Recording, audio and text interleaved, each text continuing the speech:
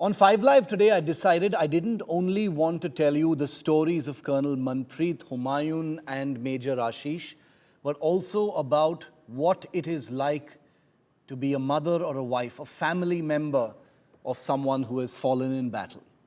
Joining me live, I have the great privilege of having with us on our show today, Meghna Girish.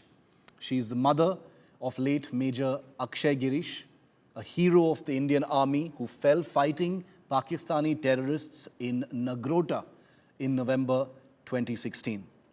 Meghna ma'am, thank you very much for being with me on this show. An entire nation remembers dear Akshay, and we are all with you, you know that.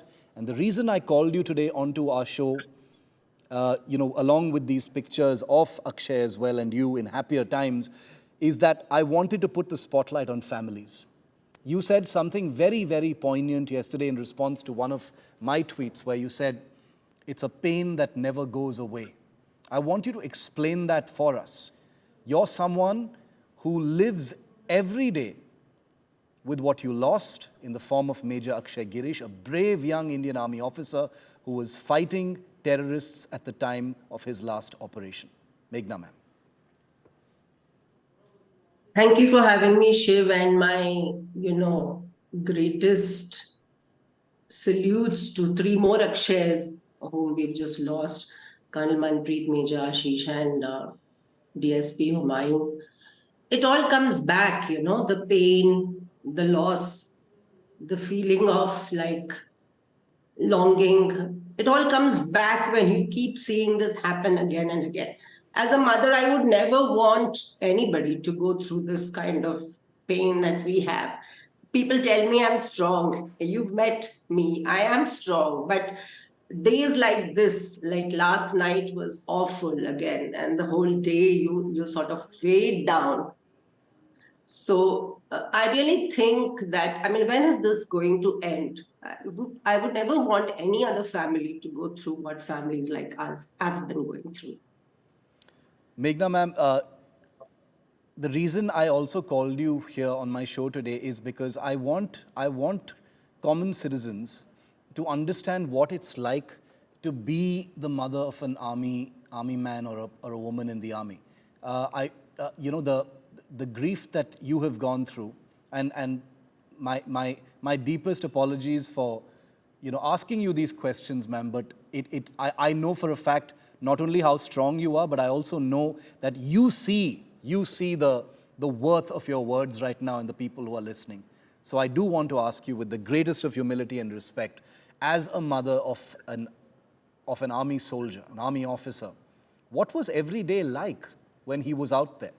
The worry, the anxiety, is there ever any rest? These families, especially when they're in troubled areas like Nagrota where Akshay was, or in Kokernag where Manpreet, Humayun and Ashish were, is there ever a moment of just rest and peace? When Akshay was in Kupwara and Tangdhar earlier, and again when he was in high altitude along the LC with China, I was more worried at that time. But Nagrota seemed like a good posting, generally a peaceful. But you never know when terror hits you. So he came through Nagaland and Manipur. He came through Kupwara. There were incidents then also, an infiltration bid which he was part of foiling. But you never know when terror can hit you, because these people are suicidal and their only aim is to kill and to take their own lives, and it's just not normal. It's not humane or human at all.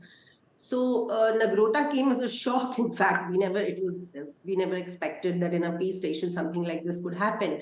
But yes, someone who's serving in the Rashtriya Rifles, like for example, Colonel Manpreet and his entire team, and there are so many RRs. We've been in touch, very close touch with many RR battalions, and we've been meeting families of yes, who've lost their lives, ex-servicemen, and we've very closely connected. And each of them is like an Akshay to me. I know many of the COs and their juniors as well.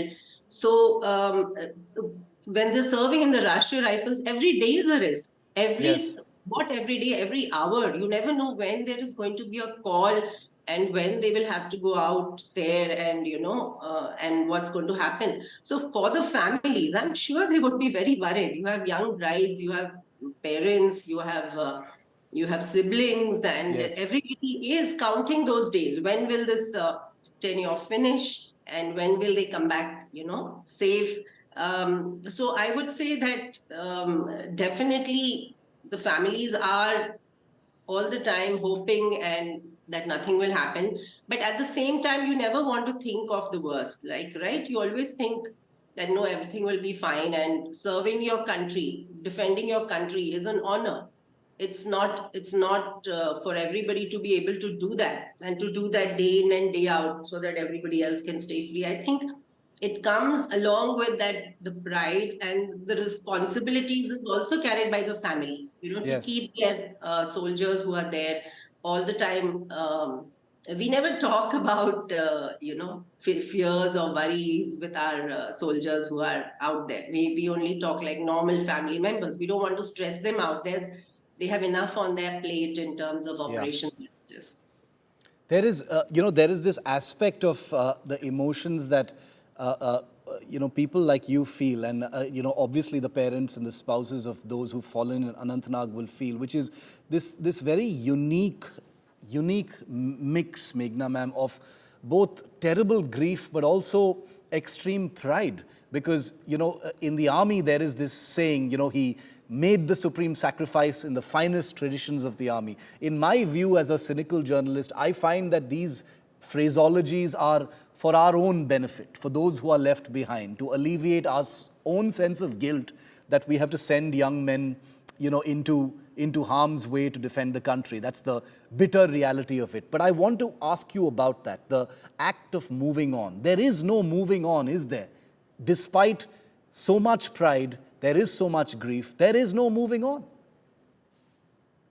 Shiv, how can you move on from something you love or someone you love? You can't move on from there. You just go along with whatever path you are on, and you try to walk it the best you can.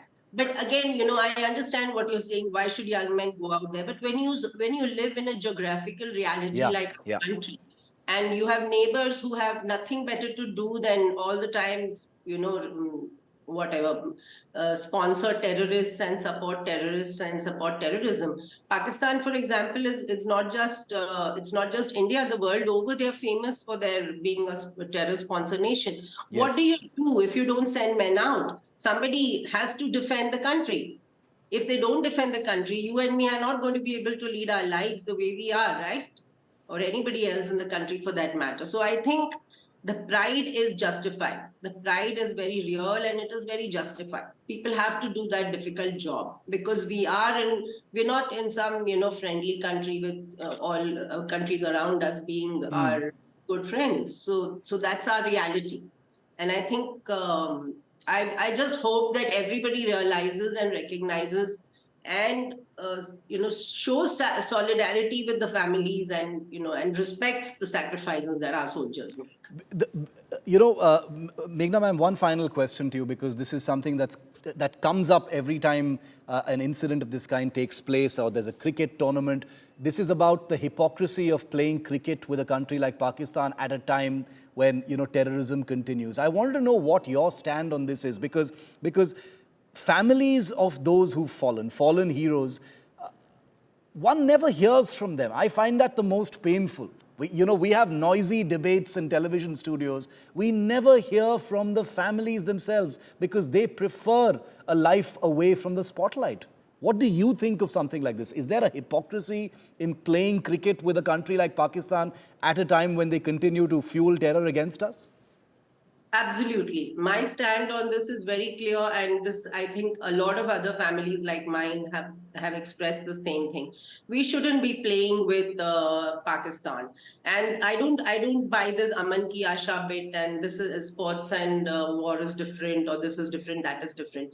Their own cricketers have said so earlier. One of them, whatever, a famous bowler said he was actually trying to hit Sachin Tendulkar and knock him out, with his ball. Another said he broke his TV because his daughter was watching something Indian. There is real hate over there. And when countries have been banned in the past, whether it was for an apartheid regime like South Africa or Afghanistan for the Taliban totalitarianism, I don't understand why Pakistan is not looked at as a terror sponsor the world over. Sports bodies should be tough on them. I wish they weren't even being allowed to play certain tournaments. Forget about India, even other countries. I just wish that they were not being allowed to play, because I don't see this whole thing of being soft on one side.